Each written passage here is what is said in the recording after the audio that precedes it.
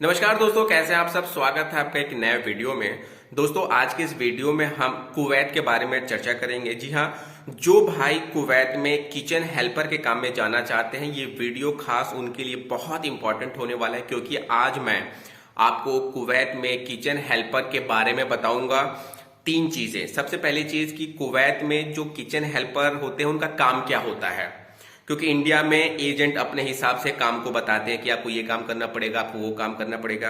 दूसरा, kitchen helper की salary कितनी होती है, तुम्हें ओवर टाइम कितना है, बोनस कितना मिलता है, टिप कितना मिलता है, क्योंकि यहाँ पे बहुत कुछ बताया जाता है कि अगर आप अच्छे से काम करेंगे तो वहाँ पे टिप वगैरह बहुत सारी चीजें मिलती हैं।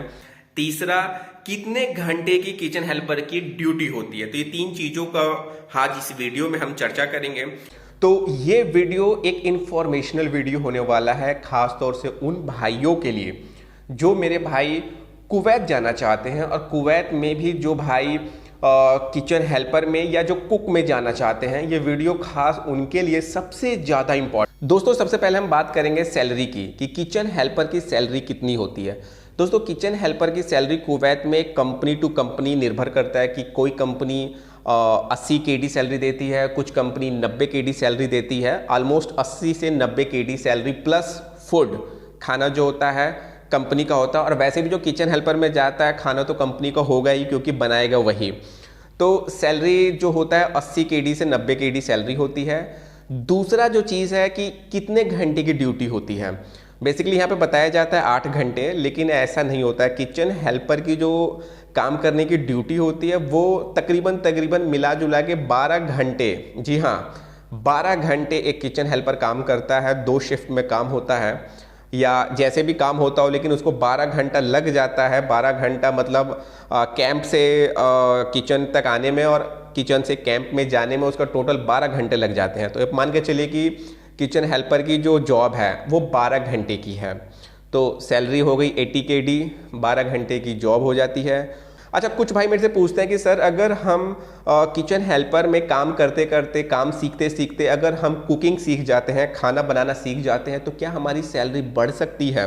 ये सबसे ज़्यादा सवाल पूछा जाता है कि सर अगर हम किचन हेल्पर में इंडिया से आए हैं और यहाँ पे हम काम करते करते कुकिंग सीख गए हैं, अच्छा हमको खाना बनाने आता है, नॉर्थ इंडियन हो, वेज हो, नॉन वेज हो, सारा काम हम सीख गए हैं, तो दोस्तों सैलरी जो बढ़ती नहीं है, क्योंकि 3 साल के लिए सैलरी फिक्स होता है, ऑलमोस्ट फिक्स होता है, मैं ये नहीं कहूँगा। बाकी कुछ अलग केस है तो अलग बात है, टिप्स वगैरह मिल जाए या कहीं बढ़ जाए, लेकिन 99% जो सैलरी होता है वो फिक्स होता है किचन हेल्पर का। जिस सैलरी पे आप इंडिया से कुवैत गए हैं वही सैलरी रहेगा। 3 साल बाद आपकी सैलरी बढ़ सकती है, या फिर जब आप इंडिया आएंगे और फिर जब दोबारा इंटरव्यू देंगे तो उस टाइम पे जो भी एग्रीमेंट पे सैलरी होगी वो सैलरी रहेगा। लेकिन 3 साल से पहले सैलरी बढ़ने का चांस ना के बराबर होता है, ये सच्चाई है। भले एजेंट चाहे ऑफिस वाले आपको बोल के भेज दे कि जाइए अब काम करिए, काम सीखिए, और जब आप काम सीख जाएंगे, हेल्पर से जब आप मेन कुक हो जाएंगे तो आपकी सैलरी बढ़ जाएगी, लेकिन ऐसा नहीं होता है। हाँ, लेकिन ये फ़ायदा है कि आप काम तो सीख जाएंगे। और सैलरी का क्या है, देखिए सबसे इंपॉर्टेंट चीज़ होता है काम। अगर आप काम करना सीख गए, अगर काम करना आ गया, खाना बनाना आ गया, तो सैलरी ऑटोमेटिक बढ़ना ही बढ़ना है। आज नहीं तो 3 साल बाद बढ़ना है। अच्छा, उसके बाद से सबसे इंपॉर्टेंट है कि किचन हेल्पर को काम क्या करना होता है। दोस्तों ऐसा कुछ फिक्स काम नहीं होता है, लेकिन सबसे इंपॉर्टेंट चीज़ होती है कि किचन हेल्पर को काम सिखाया जाता है। जी हाँ, काम सिखाया जाता है खाना बनाने के लिए। जैसे बहुत से लोग जो होते हैं उनको खाना बनाने नहीं आता, लेकिन वो किचन हेल्पर में आ जाते हैं, जो इसमें कुक की वो हेल्प करते हैं। 3-4 काम होता है। सबसे पहला काम होता है कि जो आपका सीनियर कुक है मैस में, आप उसकी हेल्प करेंगे बर्तन धोने में, सब्जी काटने में।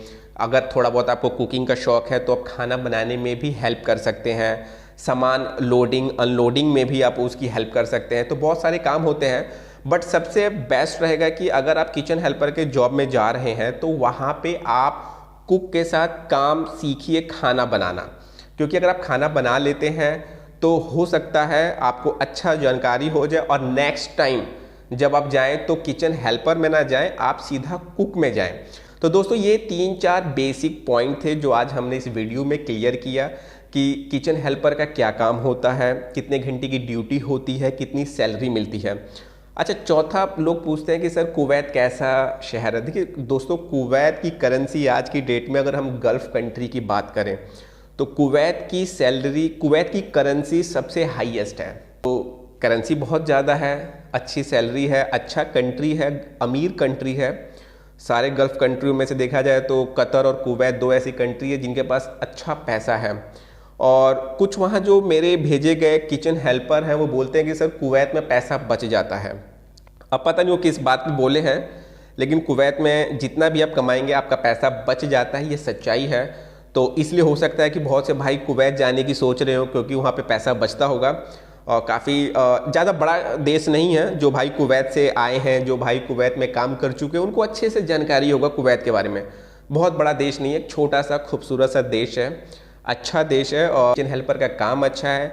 तो ये वीडियो बनाने का बस मेन मकसद यही था कि जो भाई इंटरेस्टेड हैं, जो भाई किचन हेल्पर में कुवैत में जाना चाहते हैं, ये वीडियो खास उनके लिए बहुत इंपॉर्टेंट होने वाला है। क्योंकि जिस काम में आप जा रहे हैं तो आपको पता होना चाहिए कि हमें उस कंपनी में कितनी सैलरी मिलेगी, कितने घंटे की ड्यूटी है, क्या क्या फैसिलिटी है। तो किचन हेल्पर को सबसे अच्छी जो फैसिलिटी होती है वो ये होती है कि उसका खाना फ्री होता है। लेकिन एक प्रॉब्लम भी होता है, अगर जहाँ फैसिलिटी होती है तो वहाँ पे एक प्रॉब्लम भी होता है। प्रॉब्लम ये है कि आप केवल वही खा सकते हैं जो उस मैस में, जो उस कंपनी के मैस में बनेगा। अगर आपका मन नहीं है तो फिर आप बाहर से खाएंगे, तो वो फिर आपको परचेज करके अपने पैसे से खरीद के आपको खाना होगा। तो ये भी एक बात है। तो उम्मीद करता हूँ आपको काफ़ी जानकारी मिल गई होगी दोस्तों। अगर वीडियो अच्छा लगा तो एक लाइक कर दें और चैनल पर पहली बार आए तो मेरे चैनल को सब्सक्राइब करें, ताकि इसी तरह के इन्फॉर्मेशनल वीडियो गल्फ कंट्री से संबंधित मैं आप लोगों को बना के और आप लोगों के सामने प्रस्तुत करता रहूँ। धन्यवाद दोस्तों।